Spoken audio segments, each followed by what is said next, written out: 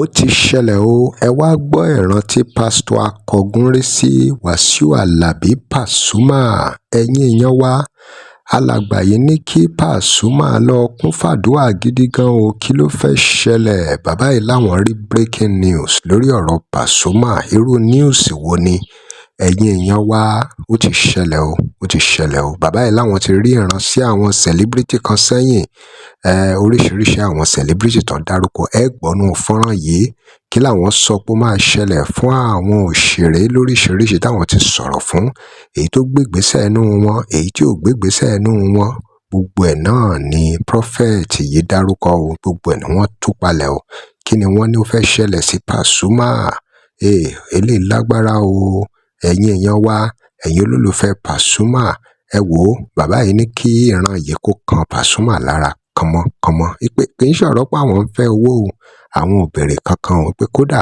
àwọn táwọn ti sọ vision fún tẹ́lẹ̀ tó jẹ́ pé wọ́n gbégbésẹ̀ tí nǹkan kan ò sì ṣẹlẹ̀ pé àwọn ò béèrè pé kán wá dá sọ́rọ̀ ṣọ́ọ̀ṣì àbí kán fáwọn lówó ẹ̀yin èèyàn wa ẹ wò ó ẹ jẹ́ a gbọ́ ẹ̀kúnrẹ́rẹ́ ọ̀rọ̀ lẹ́nu prophet yìí lórí ọ̀rọ̀ Pasuma.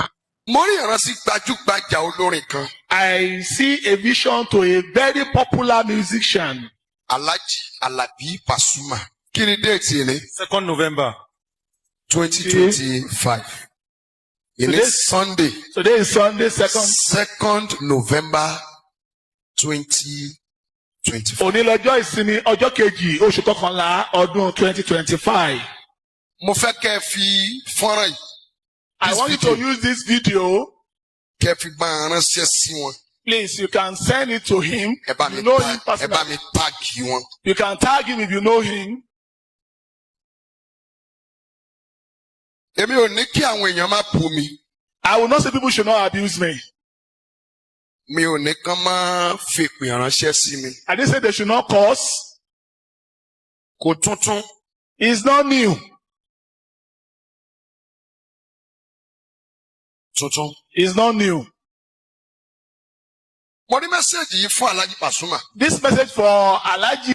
Ṣé mọ̀ pé Do you know that ní orílẹ̀-èdè Nàìjíríà in this our country, Nigeria, àwọn èèyàn máa ń fi mẹ́sẹ̀gì lẹ̀ people will leave the message wọ́n máa attack messenger. and they will attack the person delivering the message. Mo rántí níjọ́sí mo sọ mẹ́sẹ̀gì kan fún Lizzy Anjorin. I remember one time when I gave a message concerning Lizzy Anjorin, Kàkà tó yẹ kó gbé ìgbésẹ̀, instead of him to take a step, èpè ló fi ránṣẹ́ sí mi. the next thing is curses. Odidi oṣù kan ló fi ṣe fídíò tó fi ń gbé èmi àtọmọ ṣépè. For a whole month, she continued to curse the messenger and the family.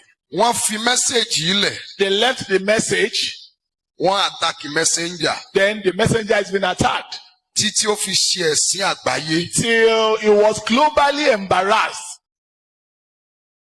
Bẹ́ẹ̀ náà Same, ni mo ti sọ, I've said it. àwọn tó lè gbọ́ wọ́n gbọ́, People that could hear, they heard. àwọn tó dànù wọ́n dànù. And people that wants to throw it away. Mo sọ ti Sisi Quadri náà lé orí pẹpẹ The yìí. same thing on this altar about Sisi Quadri. Pé ẹ jẹ́ kọ́mọkùnrin yìí pray. Let this brother pray.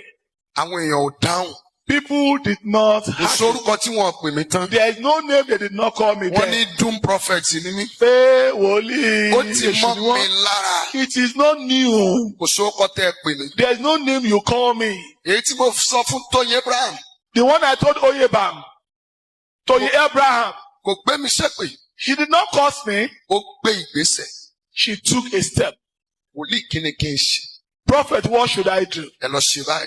Do this, Ẹ lọ ṣe báyìí. do that. Mo fi ẹni tó lẹ̀ mí ní búra. I use the person that owns my soul to swear. Orí social media mo ti ń sọ̀rọ̀. I'm on social media now. Ẹ pé kẹ́ ẹ bèrè lọ́wọ́ ẹ̀. Call her and ask her. Láti ọjọ́ tí mo ti deliver message yẹn fún. Since the day I delivered that message to her, Tó ti pè mí pé kí ni kóhun ó ṣe tí mo lè and sọ she fún. called me and I gave her instruction on what to Sí do. ọjọ́ tí mo padà pé There's no day I've ever called her again. pé a fẹ́ ṣe nǹkan kan ní church. That I want to do something in church. Ẹ̀ẹ̀kan fowó kan ránṣẹ́. That please support us financially. Àbí pé mo need personal Or owó I kan. need one assistant. Àbí àdúrà tí mo yàn fún. Or the prayer which I gave to her Mo to ní pray. kó fi owó kan ránṣẹ́ kó ní Or she kankan should tí a fẹ́ send ṣe. somebody for something we are to do. ẹni tọ́lọ́run ti gbà fún. Somebody that God has allowed or consent. Ọlọ́run ti gbà fún. God has already blessed that person.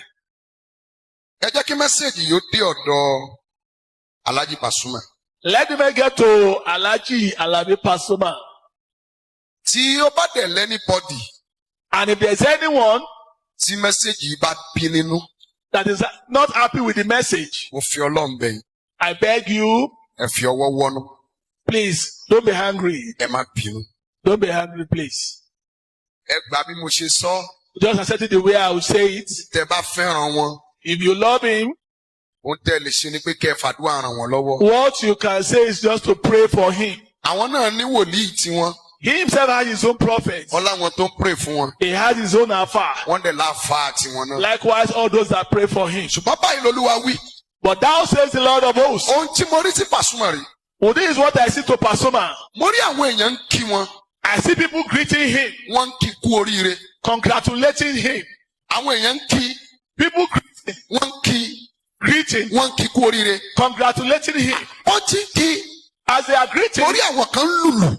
so some people drumming, Ó ń jó. and I see them dancing, Wọ́n ń kọrin fún. and they are singing for him. Lójijì. Suddenly, Mo rí ìlú dúró. I saw the drum stop, Orin dúró. the sound Gbogbo stop. àwọn tó ń kí. All those greeting him, Tó bá ń yọ̀. rejoicing with him. Mo rí pé I saw it that wọ́n yí èdè padà. they change what they are saying. Wọ́n bẹ̀rẹ̀ sí ní kí pẹ̀lẹ́. They start saying sorry. Wọ́n ń kí pẹ̀lẹ́. They started saying sorry, Wọ́n ń ṣe sọ́ọ̀rì fún wọn. consoling him. Lójijì. Suddenly, Mo kàn rí breaking news. ọkàn rí ìròyìn pàjáwìrì.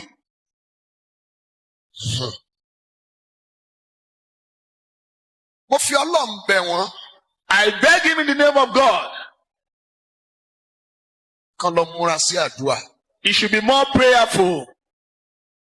I saw a bad news. Ìròyìn tí ò dáa ni mo rí.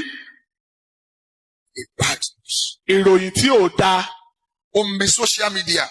shakes the social media. Omi television. Likewise, the media too shakes them. Omi rédíò. Likewise, radio stations. Ó wá di ohun tí àwọn èèyàn ń.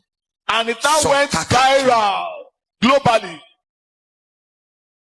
Gbogbo aṣọ kọ́ là ń sá lóorun. Everything is not for public consumption. Kán lọ múra sádùá. He should be more prayerful. Ẹni bá ti ní ògo. You that you are blessed with glory, Yóò lọ tà á. you surely have enemies. Ẹni bá dẹ̀ ti lọ tà á. And once you have enemies, Ó máa lógun. you will surely face many battles. Alhaji Pasuma. Alhaji Alabi Pasuma, Lọ múra sádùá. please let's be more prayerful. I saw a breaking news. Wọ́n sọ ọ́n rí ìròyìn pàjáwìrì, It was a bad news. ìròyìn tí ò dáa ni. At first, Ní àkọ́kọ́, ohun tí wọ́n ń jó sí ni. it is something that somebody should rejoice to. Ohun téèyàn ń yọ̀ sí ni. It is what somebody should rejoice to. Ó kàn yí bìrì. Suddenly change. Ìran ibi. Evil vision, Aláìbí. evil dream. Lórúkọ Jésù. In Jesus' name, Kò ní ṣẹ mọ́ yín lára sá. it will not come to pass in your life in Jesus' name. Èmi ò ní kán má bú mi. I will not say they should not abuse me. Èmi ò ní kán má sọ̀rọ̀ sí mi. I will not say they should not say anything. Ṣùgbọ́n iṣẹ́ tá a bá rán ikọ̀. Yes. Kì í pa ikọ̀. Ẹni bá létí.